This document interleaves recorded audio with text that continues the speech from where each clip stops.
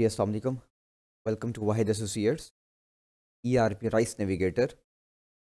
Basically इस tutorial में हम ये जानेंगे कि अगर आपने किसी बैंक से लोन लिया हुआ है, ठीक है, उसका जो इंटरेस्ट है, उसका जो मार्कअप है, ठीक है, वो आपने कैसे इसमें मैनेज करना है। अच्छा, उसका तरीक़ेकार ये है, आपने डिफ़ाइन में जाना है सबसे पहले चार्ट ऑफ अकाउंट्स में। चार्ट ऑफ अकाउंट्स के अंदर आपने एक अकाउंट क्रिएट कर लेना है। हम फॉर एग्जांपल अकाउंट क्रिएट कर लेते हैं, बैंक इंटरेस्ट मार्कअप एक्सपेंस, ठीक है। और कैटेगरीज की हम ऐड कर देते हैं बिजनेस एक्सपेंस, क्योंकि हमारा खर्च है, जो हमारा मार्कअप, जो हम इंटरेस्ट पे कर रहे हैं बैंक को, बैंक से जो हमने पैसा लिया हुआ है और उसके बदले में हम जो उसको इंटरेस्ट या मार्कअप दे रहे हैं, वो हमारा एक्सपेंस है।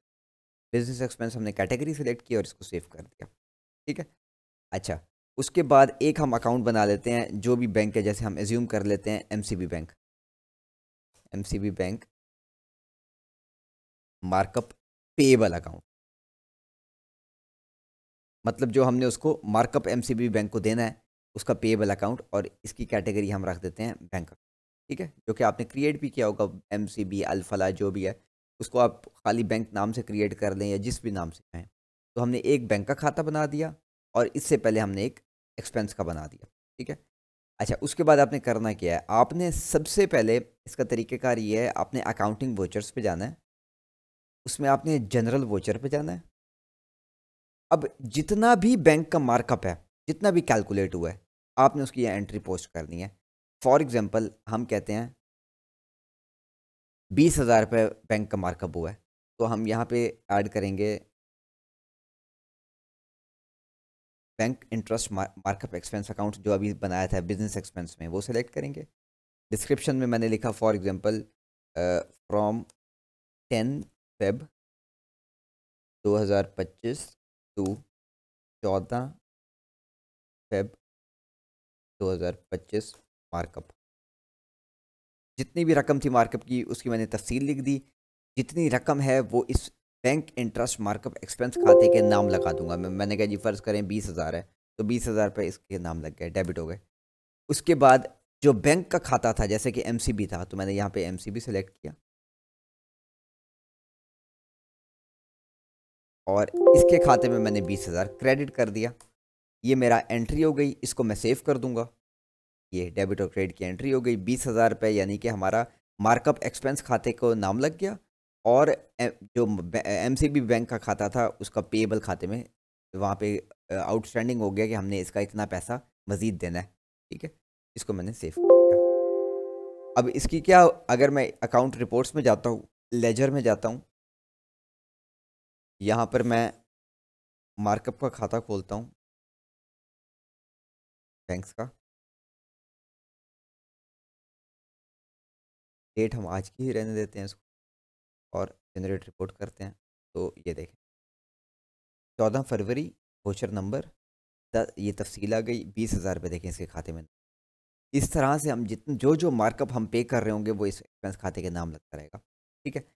अच्छा, उसके बाद हम एक बना लेंगे, ये तरीक़ाकार हो गया हमारा, जो हम मार्कअप पे कर रहे हैं, चाहे बैंक को कर रहे हैं, चाहे किसी बंदे को कर रहे हैं, वो जो अगर बंदे को कर रहे हैं तो बंदे के खाते को जमा हो जाएगा और मार्कअप एक्सपेंस खाते के नाम लगता रहेगा, जेबी में ही एंट्री होगी।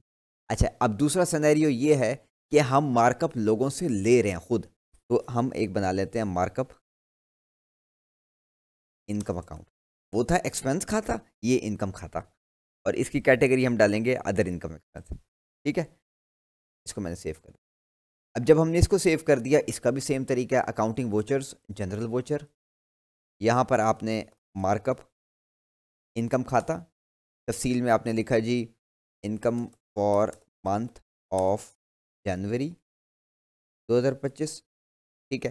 फ़र्ज़ करें आप कहते हैं जी 1,00,000 रुपए, तो 1,00,000 रुपए इस खाते के जमा हो जाएगा, और जिस पार्टी से लेने हैं या जिस बैंक से लेने हैं या जिस भी बंदे से लेने हैं, उसके नाम लग जाएगा। मैं कहता हूँ जी फ़र्ज़ करें ये अब्दुल बासित को मैंने जो है ना मार्कअप इससे लेना है, इससे वसूल करना है, तो 1,00,000 रुपए इसके नाम लगा दूंगा मैं और इसको सेव कर दूँ। यानी कि एक तरफ से मेरी इनकम, जब मैंने वसूल करने हैं, मुझे मिलने हैं पैसे मार्कअप के, तो मैं एक तरफ से अपनी इनकम रिकॉर्ड कर दूंगा, आमदन, और आमदन जमा कर दूंगा।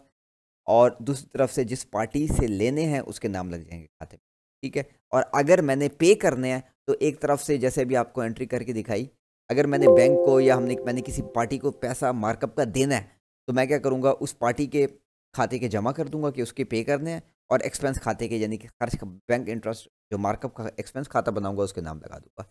यही एंट्री अब मैं अकाउंट रिपोर्ट्स में अगर लेजर्स पे जाऊंगा तो वहाँ भी उनके लेजर्स में भी पोस्ट हो जाएगी, ट्रायल बैलेंस पे भी चली जाएगी, मेरे प्रॉफिट लॉस को भी इफेक्ट कर देगी। मैं देखें आपको प्रॉफिट लॉस दिखाता हूँ, ये देखें मार्कअप इनकम हमें आई है 1 लाख की जो अभी जमा किया है कस्टमर की, और जो बैंक इंटरेस्ट मार्कअप हमने इससे पहले 20,000 का किया था वो एक्सपेंस रिकॉर्ड हुआ, बाकी देखें नेट 80,000 प्रॉफिट हो गया। यानी कि जो आमदन होगी वो इनकम में चली जाएगी प्रॉफिट शीट में, जो हमारा मार्कअप हम पे करेंगे वो एक्सपेंसेस, और ये नेट प्रॉफिट या लॉस जनरेट।